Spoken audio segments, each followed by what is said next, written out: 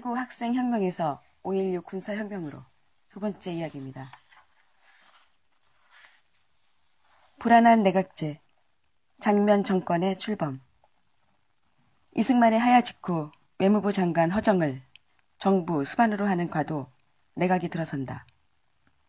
야당이었던 민주당은 대통령 중심제가 권위주의로 흐를 수 있다며 내각 책임제를 주장했다. 요구대로 6월에 헌법 개정이 이루어진다. 선거는 7월 29일에 치러졌고 그 결과로 제5대 국회가 열린다. 새 국회는 인구수에 따라 구성된 민의원과 지역 대표성에 따라 구성된 참의원, 양원의 형태였다. 선거는 말할 필요도 없이 민주당의 압승이었다. 당시 민주당의 선거 구호는 독재와 싸운 정당, 마음 놓고 찍어주자. 민의원에서는 전체 233명 중 민주당 175석, 자유당 2석, 무소속 49석, 사회중대당, 사회대중당 4석, 기타 군소정당 3석이었다. 참의원의 경우는 민주당 31석, 무소속 20석, 자유당 4석, 기타 군소정당 3석이었다. 무소속이 의외로 많은데 당선자들 중 상당수가 민주당 공천 탈락자였고 이들 중 다수가 국회 개헌과 동시에 민주당에 다시 입당했으나 거의 민주당 천하였다고 볼 수 있겠다. 참의원은 왜 뽑았는지 모르겠다. 미국이나 일본에서 하니까. 참고로 참의원의 모델인 미국 상원은 미국 의회의 상급 의회로 부통령이 상원 의장이다. 각 주당 2명의 상원 의원이 선출되어 모두 100명으로 구성되어 있다. 귀족회의라는 비난을 받기도 했다. 13개 선거구에서 부정선거가 적발되었다. 보궐선거는 다음 해인 1961년 5월 14일에 치러졌다. 김대중 전 대통령이 국회의원에 처음 당선된 게 이때다. 이틀 후 5.16이 터지는 바람에 배지도 달아보지 못했지만 재미있는 건 박정희와 김대중의 인연이다. 1958년 김대중은 강원도 인제에서 4대 국회의원에 출마했다. 자유당은 김대중의 등록을 무효로 만들었다. 분했던 김대중은 군의 도움을 요청할 생각으로 강원도에 있었던 오사단을 찾아갔지만 사단장이 출장 중이라 만나지 못했다. 이때 오사단장이 박정희였다. 이때 박정희와 김대중이 만났다면 어땠을까? 역사에서 가정은 무의미하다지만 사실 제일 재밌는 게 가정이다. 둘이 만나 좋은 느낌으로 헤어졌다면 한국 현대사는 참 많이 다르게 흘러갔을지도 모르겠다. 대통령은 윤보선이었지만 내각 책임자였기 때문에 새 정부의 실질적인 책임자는 국무총리 장면이었다. 윤보선은 민주당 구파였고 장면은 신파였다. 구파는 민주당의 전신인 민국당 출신인 이른바 정통야당 인사들이었고 지주 출신이 많았다. 신파는 관료 출신이 많았는데 핵심 세력은 장면을 중심으로 한 흥사단계 인사들이었고 미국 유학생이 많아 친미 성향이 강했다. 안 삐걱댈 수가 없었다. 싸움은 신파의 승리로 끝났다. 구파는 민주당을 이탈, 12월 14일 신민당을 창당했다. 신파는 다시 노장파와 소장파라는 두 개의 파벌로 갈라졌다. 이승만이 권위주의 체제는 붕당 정치로 바뀌었다. 이승만이 가장 경계했던 것은 파벌 정치로 치달을 수밖에 없는 내각 책임제였다. 집권기간 내내 이승만은 내각 책임제 요구와 싸웠다고 해도 과언이 아니다. 우려가 현실로 나타난 것이다. 그러나 문제의 핵심은 이런 내부 갈등이 아니다. 민주당과 장면은 국회는 장악했지만 대한민국은 전혀 장악하지 못했다. 자기들이 싸워서 자유당과 이승만을 몰아낸 것도 아니어서 뒷심도 없었다. 질질 끌려다녔다. 4.19의 주력이었던 학생들에게, 각종 사회단체, 이른바 혁신계 정치인들에게 시급한 국정과제로 내세웠던 경제개발 같은 건 시급할 엄두도 내지 못했다. 민주당 정부 10개월 동안은 온통 데모의 나날이었다. 4.19 혁명의 학습 효과로 모든 주장은 시위를 통해 발산되었다. 가두 시위는 2천여 건으로 매일같이 평균 6건에서 7건의 시위대가 거리를 누볐다. 시위대의 구호로 대한민국은 잠에서 깼고 잦아들면 그제야 잠이 들었다. 종류도 다양했다. 어른들에게 데모 좀 그만하라는 국민학교 학생들의 데모도 있었다. 경찰도 데모를 했고 논산훈련소에서는 훈련병들이 장교가 반말한다고 데모를 했다. 민주당 정권은 권위가 없었다. 1960년 10월 법원은 4.19 시위대에 발포한 책임자들에게 대한 판결을 내렸다. 판결에 불만을 품고 4월 혁명유족회 등 수천 명이 민의원 회의실에 난입했다. 민의원은 시위대의 기세에 눌려 부정선거 관련자와 부정축제자를 처벌하는 특별법을 제정했다. 국회는 국가보안법을 개정하여 언론 자유를 보장했다.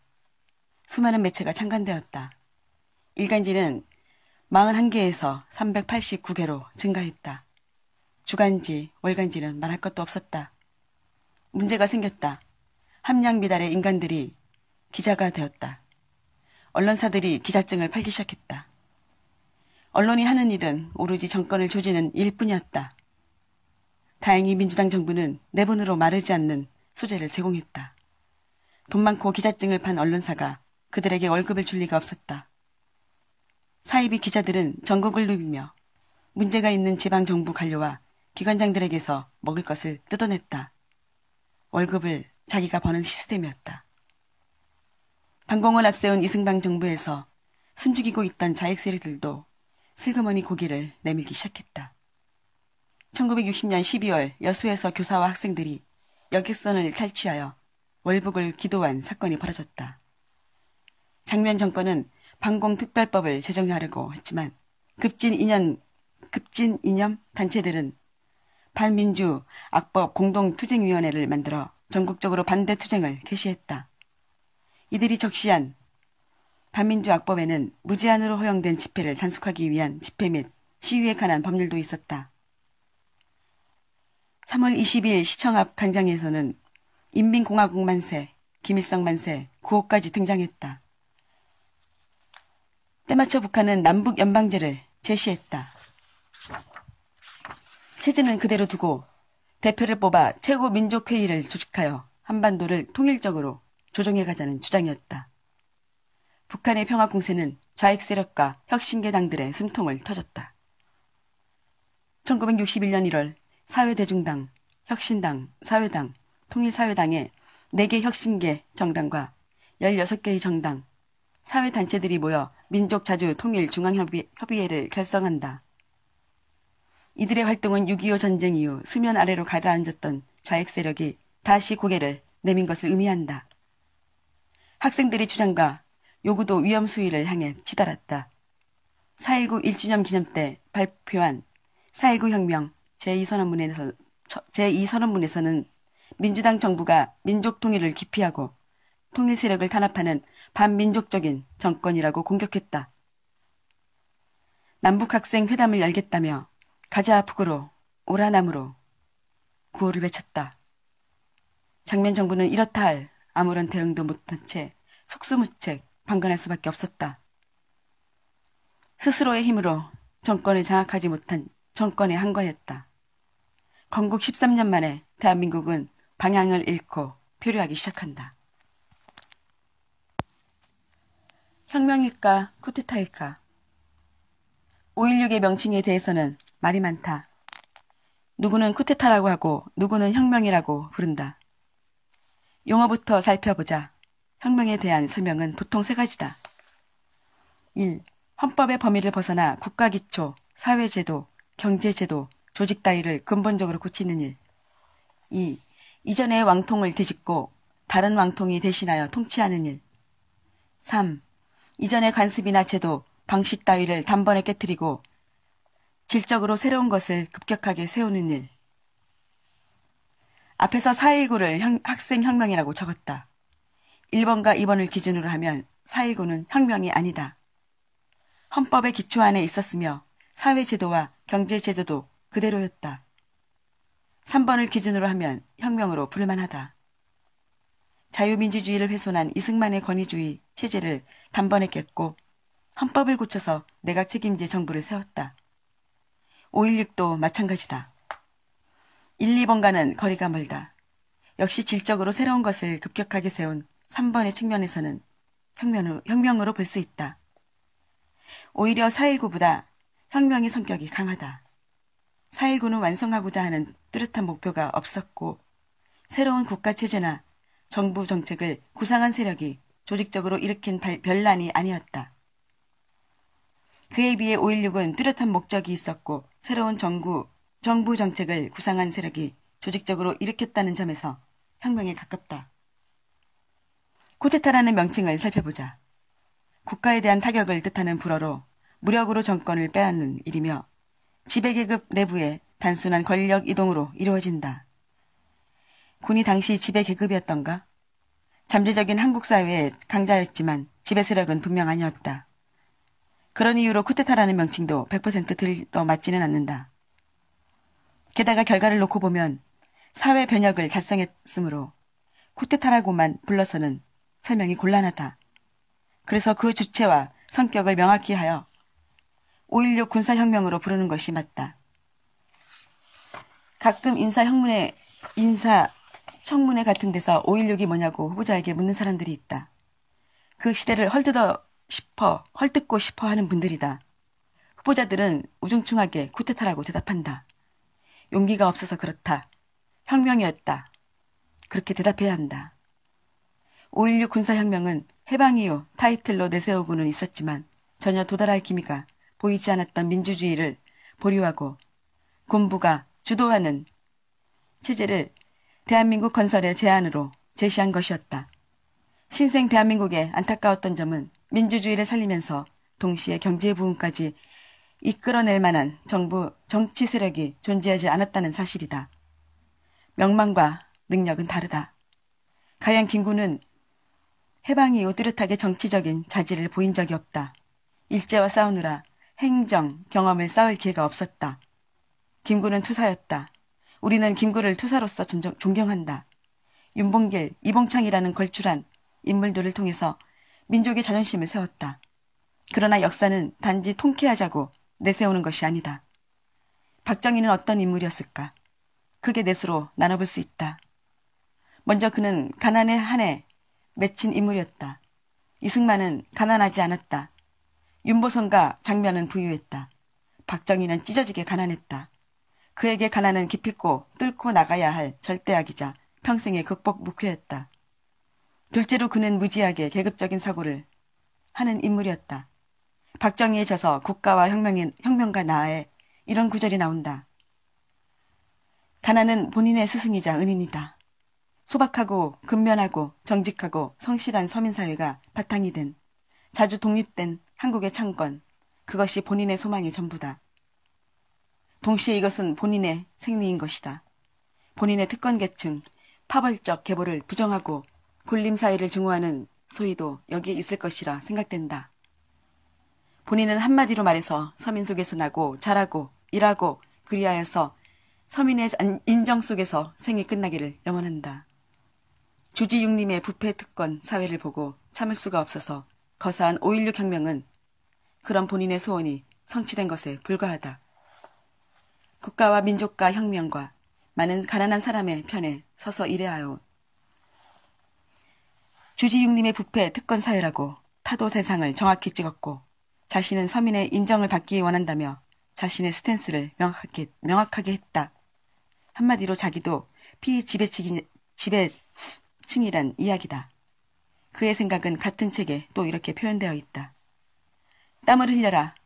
돌아가는 기계 소리를 노래로 듣고 이등객차에 불난서 시집을 읽는 소녀야. 나는 고운 네 손이 밉더라. 우리는 일을 하여야 한다. 고운 손으로는 살 수 없다.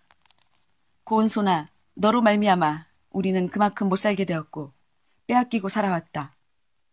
그녀의 손이 고운 것은 미울 리 없겠지만 전체 국민의 1% 내외의 저 특권 지배층의 손을 보았는가? 고운 손은 우리의 적이다. 우리는 이제 그런 공격에 대하여, 전객에 대하여 증오의 탄환을 발사하여 주자. 장당컨대 80년대 노동문학에서도 이런 투철한 계급적 분노는 없었다. 세 번째로 그는 평면적이 아니라 복잡한 내면과 컴플렉스를 가지고 있는 인물이었다. 박정희는 일본 육사를 다녔으며 해방 직후에는 그의 형 덕분에 남로당과도 관계했다. 일본 육사를 다닌 것은 그에게 별로 심리적인 위축감을 주지 않은 것 같다. 그러나 공산주의자와 연관이 있었다는 사실은 예민하게 작용했다.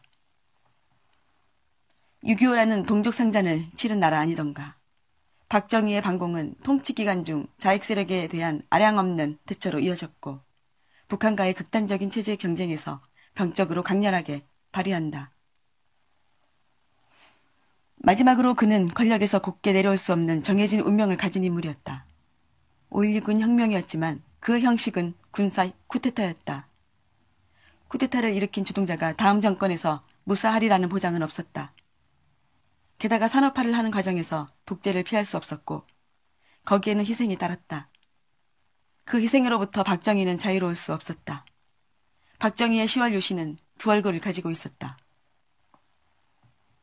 김대중이 1971년 집권했으면 박정희의 사회개조 노선을 죄다 뒤집었을 것이다.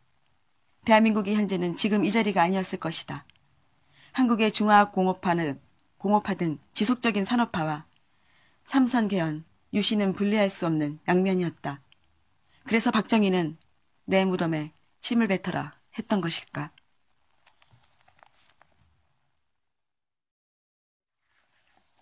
거사 1961년 5월 16일 새벽 3시 30분 한강 인도교회 총소리가 요란하게 울려 퍼진다. 김포에 주둔한 해병 1여단, 육군 제34단, 제1공수단 등의 장교 250명과 사병 3,500명이 박정희 수장의 지휘하에 한강 다리를 건너기 시작했다. 원래 계획은 새벽 3시 남산의 KBS 방송국을 점령하고 혁명 공약을 전국에 알리는 것이었다. 계획대로 되는 일이 하나도 없었다. 병력을 차출해주기로 했던 육관구 사령부는 갑자기 등을 돌렸고 혁명 동참은 할 수 없지만 무기는 하겠다던 장도영 육군 참모총장은 쿠데타 저지로 입장을 바꿨으며 겨우 병력을 이끌고 한강에 도착해보니 다리를 트럭으로 막아선 헌병대가 기다리고 있었다. KBS 방송을 신호로 전국 각지에서 움직이기로 한 2단계 계획도 어떻게 될지 모르는 상황이었다. 5.16, 5월 16일 이전의 상황도 그렇게 매끄럽게 진행된 것은 아니었다. 원래 거사일은 5월 12일이었다. 그런데 쿠데타의 주력 부대였던 공수특정단이 갑자기 안성으로 훈련을 실시하러 내려간다. 5월 12일 전에는 4월 19일이 예정일이었다. 머릿속으로 상황을 정리하면서 박정희는 경호 책임을 맡았던 한웅진 중장과 담배를 6갑이나 피웠다. 목숨을 내걸었으니 그럴만도 했다. 4시 15분경 헌병대를 제압하고 한강을 건넌 박정희는 예정대로 KBS에서 혁명 방송을 내보낸다. 이때부터는 모든 조건이 박정희에게 유리하게 돌아갔다. 대통령 윤보선은 미 8군 사령관인 맥그루더의 무력 진압 제안을 피를 흘려서는 안 된다는 말로 거부했고 어떤 식으로건 방어를 해야 하는 입장이었던 장면 총리는 55시간이나 해화동 칼맨 수녀원에 숨어 있었다. 인도교에서의 부상자 9명 외 별다른 희생도 없었다. 군사정변에 대한 미국 정부의 태도는 신중했다. 아니 신중할 수밖에 없었다. 국무총리는 도망갔고 대통령은 쿠데타를 묵인하는 듯한 발언을 하였으며 서울 시민의 대부분은 군부의 거사를 관망하는 분위기였다. KBS에서 군사혁명위원회 육군 중장 장도영의 이름으로 방송된 혁명 공약은 다음과 같다. 첫째, 반공을 제1의 국시로 하여 반공체제를 강화한다. 둘, 미국을 위시한 자유우방과 유대를 공고히 한다. 셋, 나라의 부패와 구약을 일소하고 퇴폐한 국민도의와 민족정기를 바로잡는다. 넷, 기아선상의 민생고를 해결하기 위해 자주적 국가경제 재건에 전력을 집중한다. 다섯째, 국도 통일을 위해 공산주의와 대결할 수 있는 실력을 배양한다.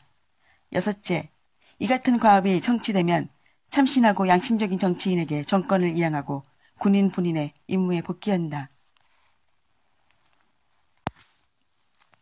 6개 중 앞에 2개는 미국 들으라고 한 얘기다.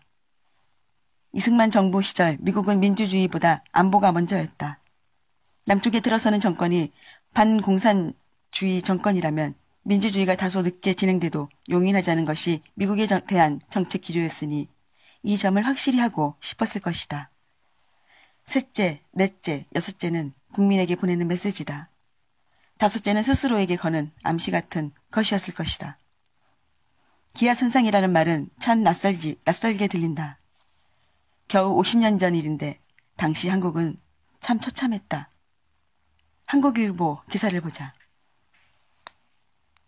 도매마다 구미쳐 도는 전량의 바람은 서천군 영리 불악을 스쳐 현성준 씨 집 세 식구의 목숨을 앗아갔다. 마을 사람들이 굶어 죽었단 진단만으로 매장 허가도 없이 흙으로 돌아간 이들 세 식구의 죽음을 당국에서는 병사라고 말하고 있다.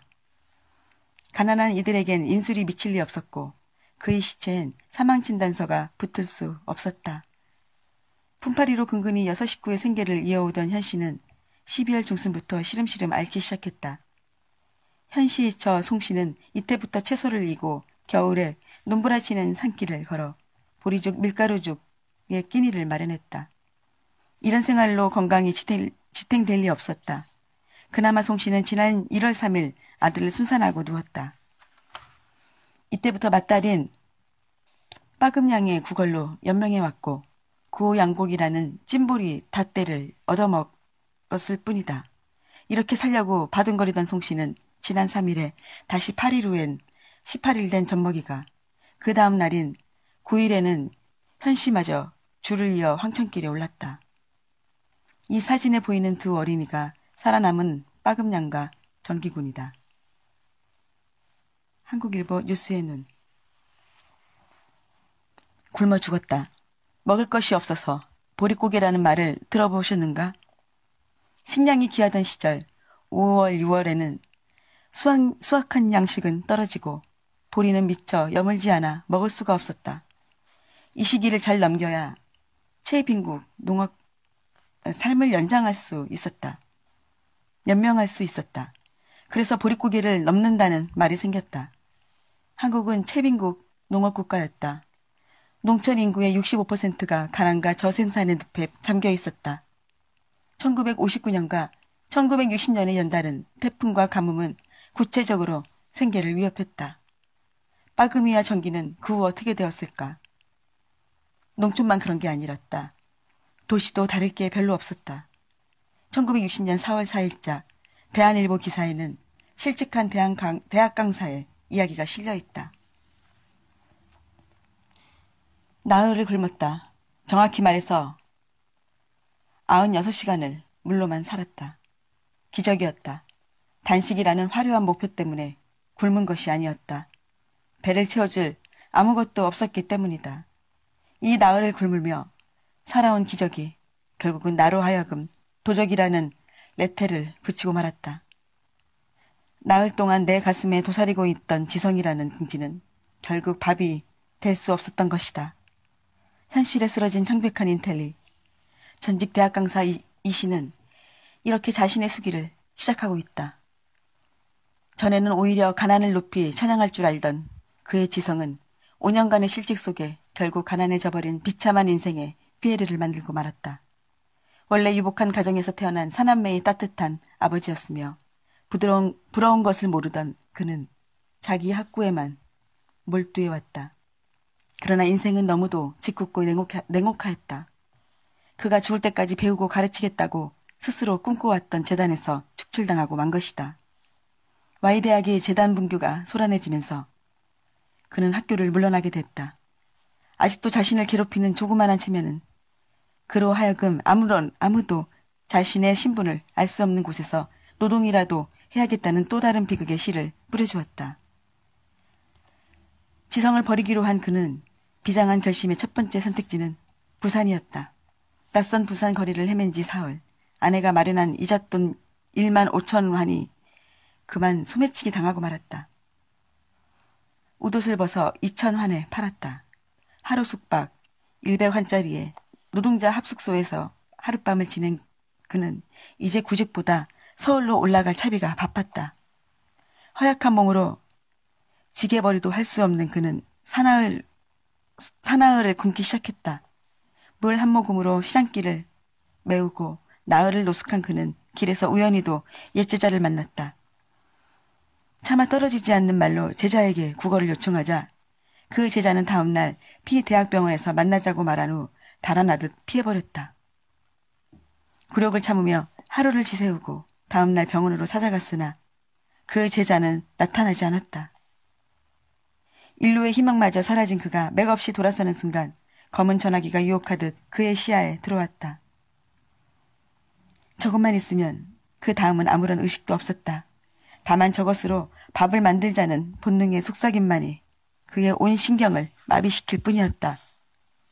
경찰서 유치장에서 10여일 도둑이라는 제명을 받아가며 살아갈 의욕마저 상실한 그에겐 뜨거운 참회의 눈물말이 흐를 뿐이었다. 경찰에서 검찰로 송치된 후 검사의 정상 참작으로 다시 세상의 빛을 보게는 되었으나 도둑 선생의 낙인이 찍힌 그는 어디로 갈 것인가. 무섭도록 냉혹한 인정은 그를 더 한층 멀리만 하고 말 것인지. 대형마트 시식코로만 돌아도 허기는 면하는 세상에서 이런 기사를 읽는 것은 참 낯설고 어색한 일이다. 그러나 우리는 분명 그렇게 살았다. 그는 어떻게 되었을까? 6번째 공약은 지키지 않았다.